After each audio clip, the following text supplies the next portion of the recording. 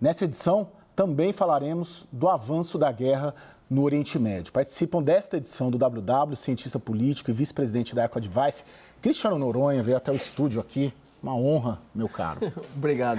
Bem-vindo, viu? E conosco também o analista político Fábio Zambelli, vice-presidente da Ágora Assuntos Públicos. Bem-vindo, Zambelli.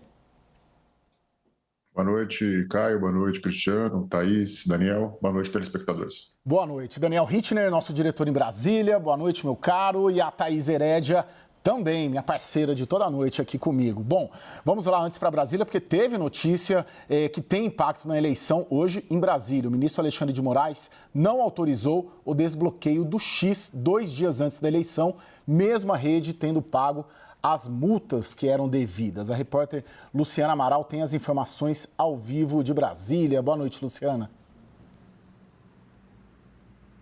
Tudo bem, Caio? Muito boa noite a você, a todos que nos acompanham aqui no WW. Excelente final de semana a todos. O ministro Alexandre de Moraes afirmou do despacho dele de hoje à tarde que o X depositou dinheiro na Caixa Econômica Federal, enquanto o certo era ter depositado o pagamento das multas numa conta específica do Banco do Brasil. Conta essa que, segundo ele, estaria nos autos do processo. Diante disso, então, Moraes determinou que a Caixa Econômica transfira imediatamente o dinheiro entre as contas. A gente está falando aqui de 28,6 milhões de reais em multas que o X precisava pagar ao Supremo, como decisão do Supremo para que a rede social volte a funcionar aqui no Brasil. Bem, em seguida, então, feita essa transferência depois pela Caixa Econômica, a Secretaria Judiciária do Supremo ainda vai analisar de novo se o pagamento foi feito de forma correta,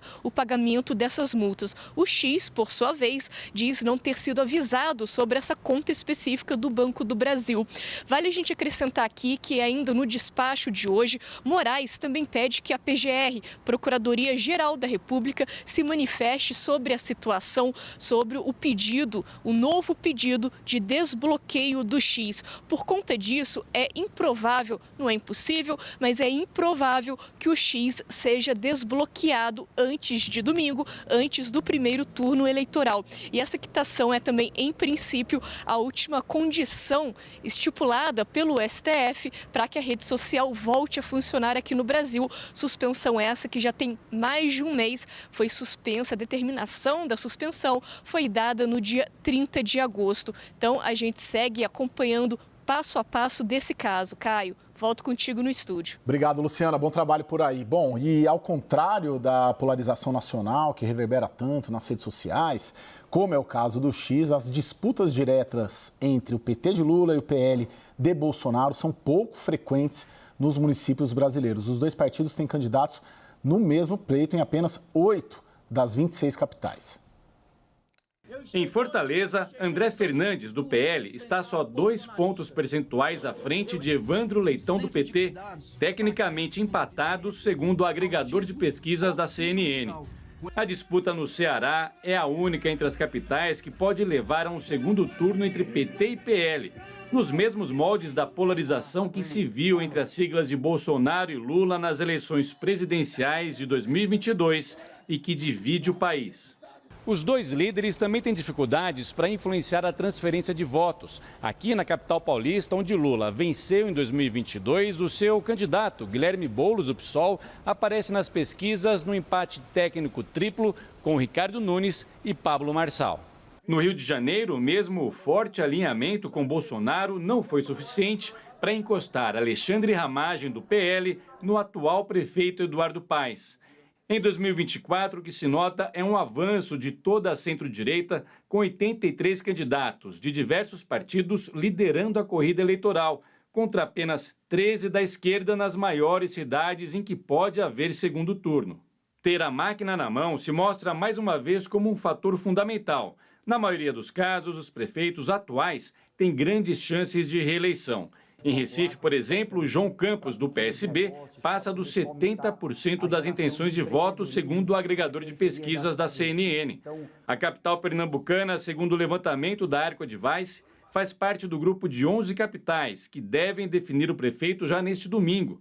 Nas outras 15, a chance é maior do eleitor conhecer o futuro prefeito apenas no segundo turno. Cristiano, mesmo sem o X, a tendência toda aí é de uma vitória, né? Do centro, da direita. Por quê e o que vem depois?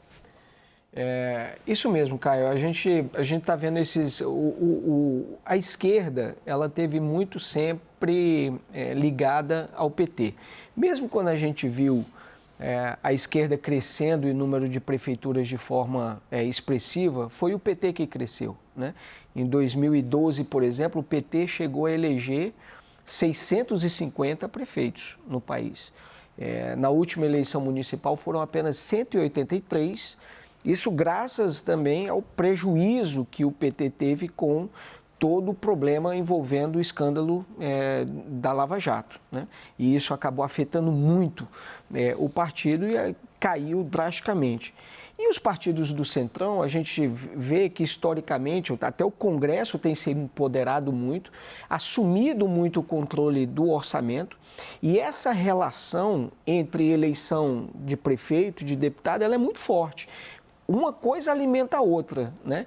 O prefeito, ele abre palanque para o deputado, o candidato a deputado, e o deputado, quando é eleito, manda suas emendas para os municípios ali que ele tem como base. Então, isso vai se alimentando. Então, se o Centrão é forte no Congresso, o Centrão também é forte nas prefeituras do país, na maior parte delas. Sim. Ô Zambelli, tem um dado interessante nessa eleição que essa, vamos dizer, eu não vou dizer fragilidade, mas a dificuldade do Lula e do Bolsonaro de transferirem os votos. Tem o caso do Rio de Janeiro, do Ramagem, que é o candidato do Bolsonaro com dificuldade. O próprio Boulos aqui não está difícil, pode até ganhar, né? Mas, assim, de certa maneira, esperava-se um pouco mais. Isso, você nota isso? E isso tem um impacto daqui em diante também? A gente vai ter essas duas maiores lideranças políticas do Brasil fragilizadas, talvez, daqui em diante? Sim, a gente tem observado, Caio, essa eleição como um laboratório, uma espécie de um teste, né, para o que eu chamo de nova direita e nova esquerda, né? A nova esquerda, um pouco mais ali acoplada ao sistema político, dentro da engenharia montada pelo presidente Lula, em alguns lugares fazendo alianças, como São Paulo, uma aliança inédita com um partido que emerge ali no campo da esquerda, falando com a população mais jovem, que é o PSOL, e também o PT protagonista, como o caso de Fortaleza, que foi mencionado aqui. Mas são todos personagens bastante novos na vida pública e que estão passando por um teste de urnas muito objetivo, que é uma disputa municipal em que o cálculo do eleitor está muito ali voltado para as questões locais. No campo da direita também tem ali um movimento que é uma espécie de uma fissura naquela engrenagem bolsonarista de controlar todo o campo da direita. E especificamente o caso de Pablo Marçal em São Paulo mostra que o ex-presidente Bolsonaro não contava com um personagem que pudesse seduzir a sua base mais ideológica e que não estivesse no seu planejamento ali político-partidário para a capital, que foi diferente. Ele decidiu apoiar o atual prefeito, fazendo um cálculo político para o futuro, para ter uma coalizão de partidos ali no campo da direita ao seu lado, rumo ao projeto de 2026. De repente aparece um personagem de fora da política que captura os sentimentos do bolsonarista mais raiz e tem grande chance de ir para o segundo turno em São Paulo. Então, causa uma espécie de um curto-circuito também no campo da direita. Então, além desse triunfo aí do Centrão, que é uma coisa, como o Cristiano mencionou, que se retroalimenta ali com emendas, com fundo eleitoral, os partidos que têm mais recursos atraem políticos mais competitivos e possivelmente vão fazer bancadas maiores em 2026, nós temos esse fenômeno que é a dificuldade dos padrinhos, os grandes padrinhos, de controlar a narrativa política da esquerda e da direita. Ô Thaís, além desses dois pontos, né, da dificuldade das lideranças de transferir votos, de uma praticamente certa vitória do Centrão e da direita, tem o que a gente chama da força da incumbência, né, que são como os prefeitos que estão no cargo tendem a se reelegerem, né? Isso se deve a diversos fatores, utilização da máquina, mas o caixa deles está cheio e isso ajuda também nesse processo, não? O caixa das prefeituras das capitais está mais cheio, né? O Brasil hoje, depois da exuberância orçamentária de todos os municípios no Brasil no pós-pandemia, com uma série de transferências, uma redução, uma proibição de contratar, proibição de dar reajuste. Então, as prefeituras tinham mais dinheiro há 2 anos. Hoje, 30% delas estão no déficit. Mas, de qualquer forma, as grandes cidades e especialmente as capitais estão com os caixas abarrotados. Contrataram muita gente. Então, a contratação de trabalhadores pelas prefeituras agora, em 2024, foi gigantesca. Os orçamentos são gigantes. São Paulo tem um orçamento de mais de 110 bilhões de reais. Hoje a CNN, o nosso repórter Danilo Moliterno, pediu à Confederação Nacional dos Municípios para ter uma ideia do orçamento total das prefeituras das capitais, das 26 capitais. São mais de 320 bilhões de reais. Então, tem o fenômeno do caixa, tem o fenômeno da capacidade de contratação, e tem também o fenômeno das emendas, de quem recebeu emendas. As emendas aumentaram, as emendas PIX estavam funcionando até pouco tempo. Então, o poder de fogo dos prefeitos incumbentes aumentou. O Daniel preparou um material bastante interessante, que tem diretamente relacionado à campanha e diretamente relacionado à caixa cheio também, mas vou deixar você apresentar, Daniel. Caio, o ponto que nós fazemos aqui, como a Thaís já mencionou, as prefeituras, de modo geral, principalmente nas capitais, estão relativamente bem nas suas finanças públicas, mas essas finanças públicas serão muito pressionadas nos próximos 4 anos pelo sistema de transporte público, notadamente o ônibus urbano. E por quê? Porque tem encolhido progressivamente o número de passageiros no sistema. Aqui a gente consegue ver bem.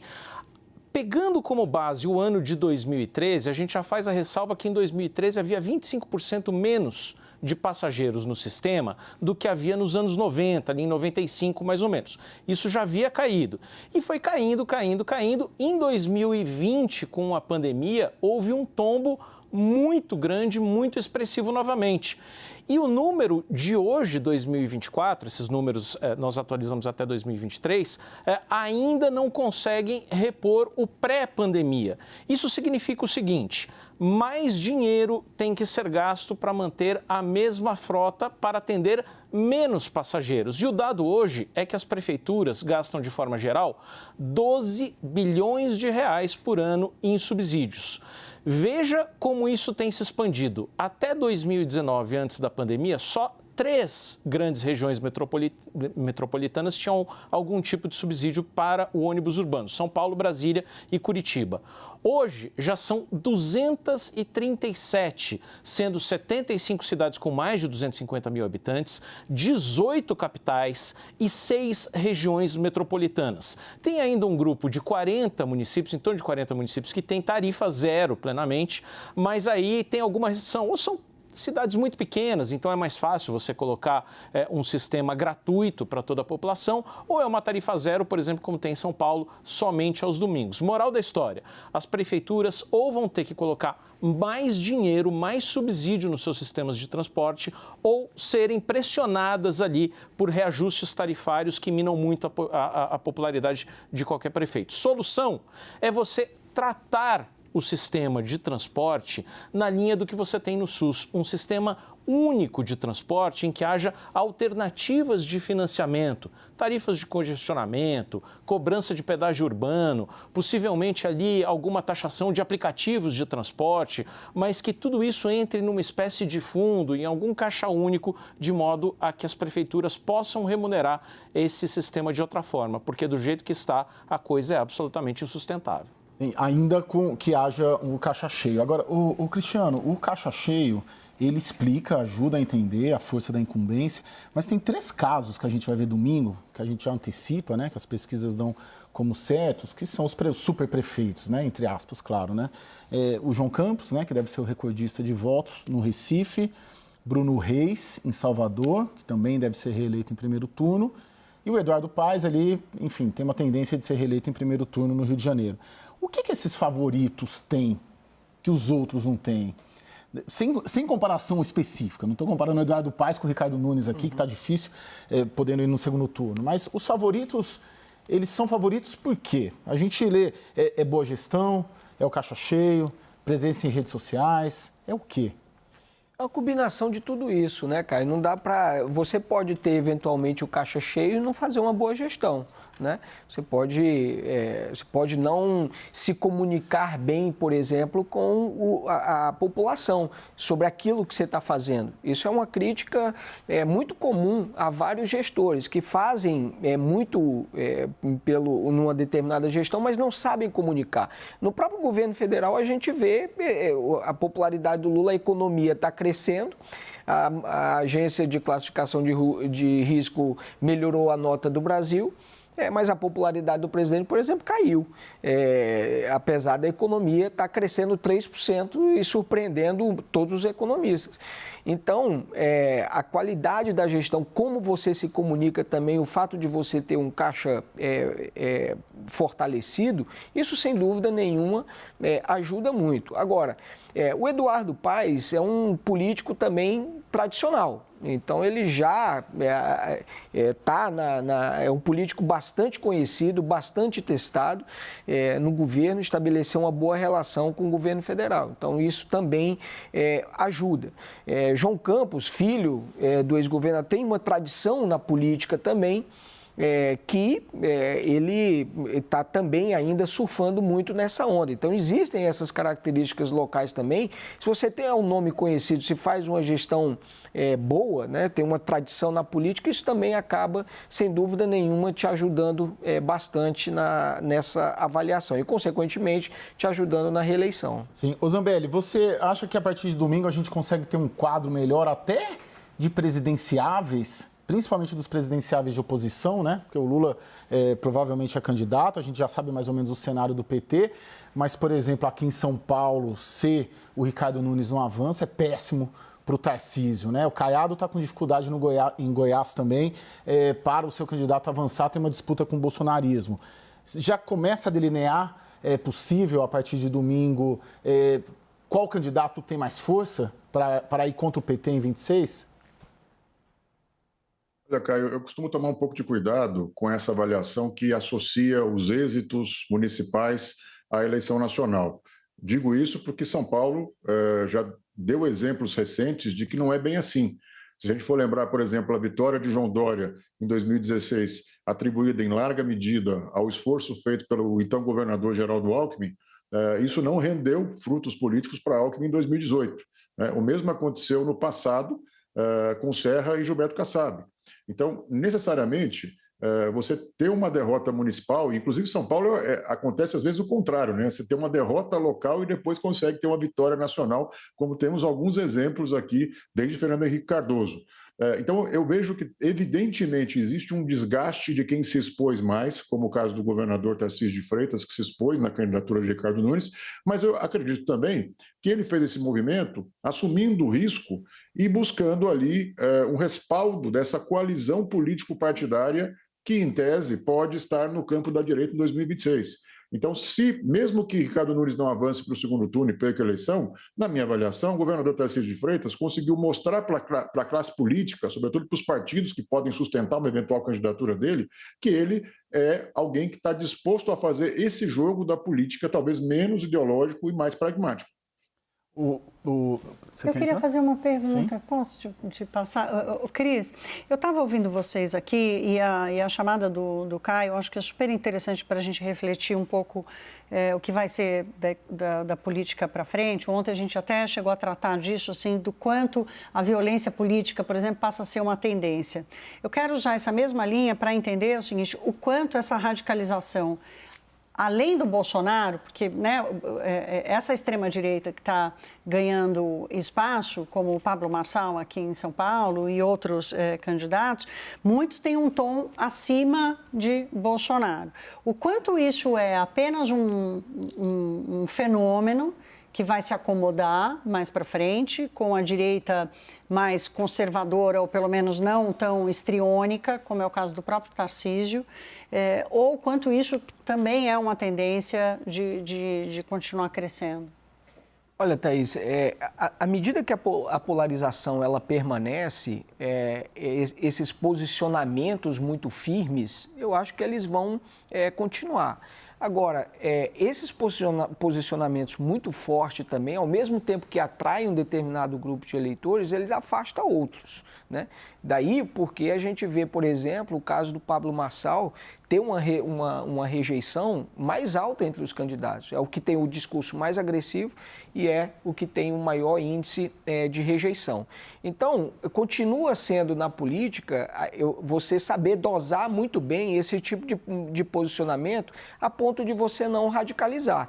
Você se associa mais ou menos com uma determinada corrente, ou de esquerda ou de direita, mas você também faz sinalizações ali para o centro. Então, para mim, o caminho acaba sendo esse, embora eu veja que essa polarização, no sentido aí da forma que a gente vê, ela vai ainda permanecer mais algum tempo. Mas eu acho que, para além disso, a gente tende a evoluir depois para um enfraquecimento dessa polarização, né? Eu tenho a impressão que o que se criou nessa eleição foi o pós-Bolsonaro no campo da direita e se o Bolsonaro cravado pela inelegibilidade, porque se o Bolsonaro tivesse condições de ser candidato em 26, esse pessoal todo ia estar no entorno dele, mas sem ele poder ser candidato, cada um está tentando voo solo. Eu preciso chamar o intervalo, senão o Filipe aqui me dá bronca e a gente vai daqui a pouco continuar falando, mas vamos focar bastante na eleição de São Paulo, a grande eleição